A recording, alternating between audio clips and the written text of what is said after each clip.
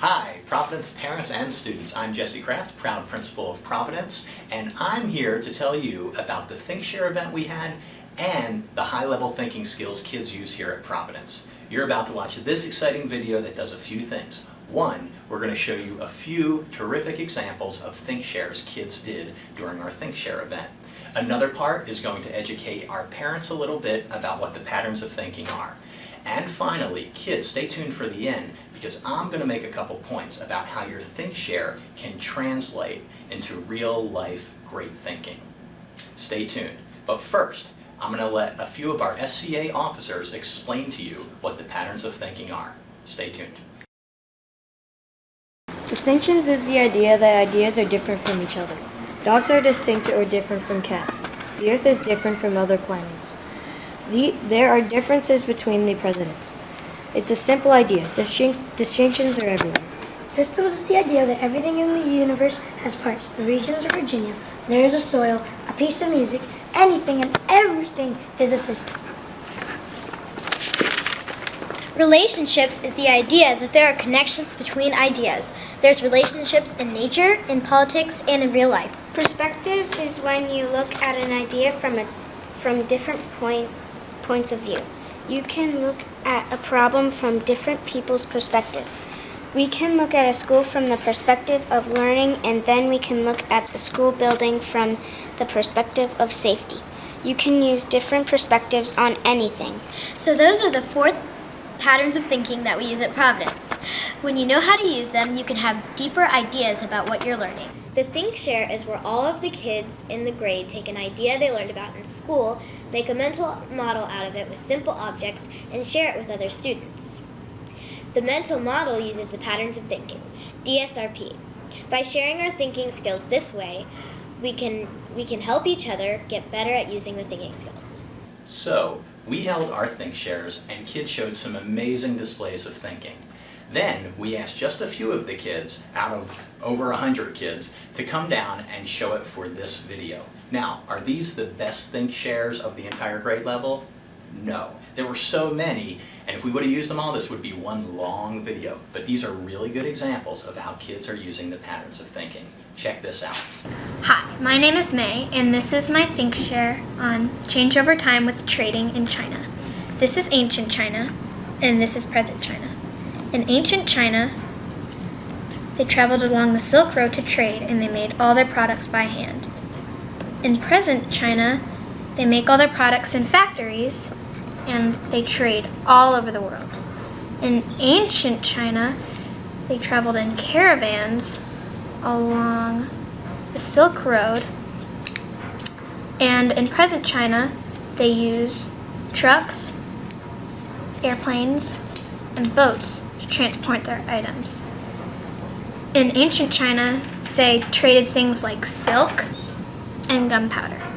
And in present China, they trade things like clothes and toys. The relationship between them is that they trade with many, many people of different cultures. And ancient China affected the way that present China trades today. I used distinctions by telling how they're different, and I used relationships by telling how they're the same.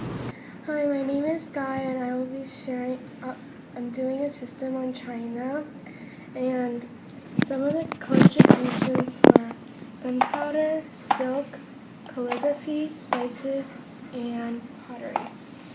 Some of the land parts were mountains, plateaus, deserts, and plains. China's culture was a colorful mix: material arts, opera, ping pong, and acrobatics. Some of the most known places in China are Beijing, the Temple of Heaven, the Shanghai, the Forbidden City, and it is very crowded in China. Some of the symbols are the yin-yang, the dragons, the color red, pictographs, and the flag of China is red with 5 stars. And that was my thinking of China. Do you see what's going on here? The kids are using the 4 patterns of thinking to organize their thoughts and explain how they put it together in their head. We think if we can teach them how to organize their thoughts when they learn stuff in school, they can go out into the real world and they can organize their thoughts to think critically about all the challenging things that they're going to be exposed to in life. So the goal is, once they leave Providence, they don't just learn SOLs, they don't just learn the curriculum, they learn how to think. And they're practicing it on the curriculum. Let's watch some more. Hi, I'm Daphne, and this is my Think Share on Mesopotamia's government. I decided to do Hammurabi's government. The reason they started government was because they needed laws. Laws created order. Someone was less likely to commit a crime if there was a punishment. Hammurabi had 282 laws. He wrote down all his laws on a piece of rock where everyone could see. Government was closely related to religion. He believed the gods told him to rule. Hammurabi had a famous saying, an eye for an eye or a tooth for a tooth. This system was based on fairness and balance. Hammurabi was a strict and fearful ruler. This is how his government was built. He believed a good penalty was death in a lot of situations. What do the Mesopotamians think about it? What do I think about it? The commoners think that it's unfair and that they should have a say in their law, and that they should be able to help make decisions for their country. Hammurabi thinks that he's doing a great job, that his laws are creating order, and that he knows what's best for his country. What do I think about it? Hammurabi's ruling wasn't fair to the people. I agree that people should have a say in laws, leaders, and important decisions. Fear created order, but in his case, they did not have respect for their ruler, which is more important than fear. The patterns of thinking I used were systems and perspectives. Hi, my name is Daya, and this is my mental model of comparing ancient Mesopotamia and ancient China using distinctions. China invented silk and porcelain. Mesopotamia invented the arch and the wheel. China's religion was Buddhism. Mesopotamia's religion was Judaism. China's two main rivers were the Yellow and Yangtze rivers, and Mesopotamia's rivers were the Tigris and Euphrates rivers. And that's my Think Share comparing ancient China and ancient Mesopotamia using distinctions. Hi, my name is Aaliyah, and this is my mental model on wheel change over time. The pattern of thinking I used was relationship. The wheel then was made out of wood. It had no tires. It was weak, and it wasn't very fast. The wheel now is made out of metal. It's faster, it's stronger, and it has tires. The relationship between the two are they both help things move, and they both help carry heavy things. And that was my mental model.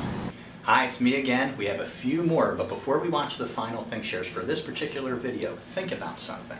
Some people might look at these and wonder, why aren't the projects prettier? Why didn't we have bigger materials? Why didn't we work on them at home? Why didn't we come in, and why didn't this feel like a traditional project kids do at school on poster board or a diorama or that kind of thing?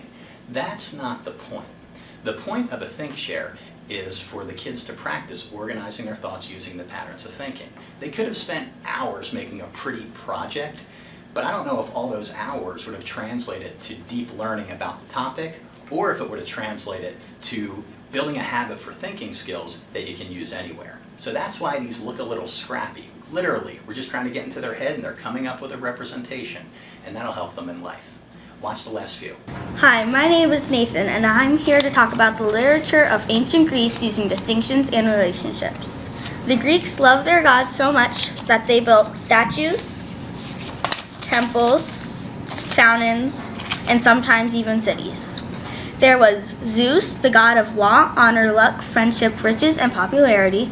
Apollo, the god of poetry, music, the arts, medicine, earthquakes, and ravens. Athena, the goddess of writing, music, weaving, peace, art, and skills, and battle strategy.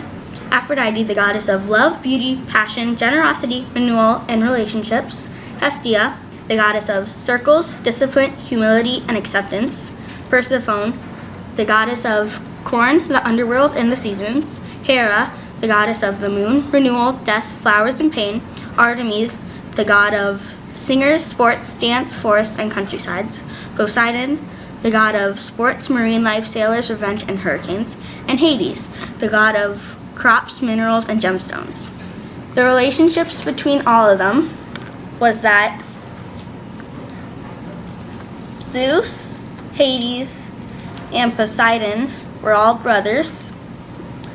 Zeus's sons were Apollo and Artemis, and his daughters were Aphrodite and Athena. Zeus was married to Hera, and Hades was married to Persephone. And that was my mental model on literature of ancient Greece using distinctions and relationships. Hi, my name is Taylor, and this is my mental model on Greek myths and Chinese myths. My Greek myth is Pandora's box, and my Chinese myth is the Moon Lady. Now, Pandora's box is about a lady, and she has a box, and she's told not to open it, but she opens it, and all the bad things in life come out, but there's still a hope fairy left. Chinese myth that I chose is about a girl, and she has an elixir of immortality, and she drinks it, but at the wrong time, and she gets stuck between Earth, where the gods live, and in the middle is the moon, so she's called the Moon Lady. These two myths are the same because they both include girls. They are both myths. Pandora and the Moon Lady were both warned, but they didn't listen. These myths are both very old, but have been changed over time. They are different because in Pandora's story, there was still hope, and in the Moon Lady's story, she had to pay the price forever. The patterns of thinking that I used were distinctions and relationships and systems. My mental model is on literature. This is my mental model on the Greek myth Pandora's box and the Chinese myth the Moon Lady. Those were awesome. Kids, this last part is for you. Now that ThinkShare is over for many of you, I want you to know that we always use DSRP, not just during ThinkShare. People use it in real life. People who change the world use it in real life. Let me show you what I mean. In real life, if an engineer builds a road, he needs to realize that the road is actually part of a system of roads, and that's how he'd make it safe and make it be efficient with traffic. Let's go on to another example. You all know the story of Dr. Martin Luther King and how he changed the world, one of the greatest Americans we've ever had. But his skill in thinking was looking at the relationships between people and how they could be. He used relationship thinking. And speaking of relationship thinking, some great group of engineers realized that you could take cell phones, cameras, and the internet and find a relationship between them and come up with a device like a smartphone. Literally a $1 billion idea. So, as you can see, thinking happens all the time, not just at school, not just during ThinkShare. I challenge you, no matter where you are in life, no matter how old you are, think about distinctions, systems, relationships, and perspectives, and you will be a deep thinker and be seeing things in a whole new way. Keep it up. Can't wait to see what you're thinking.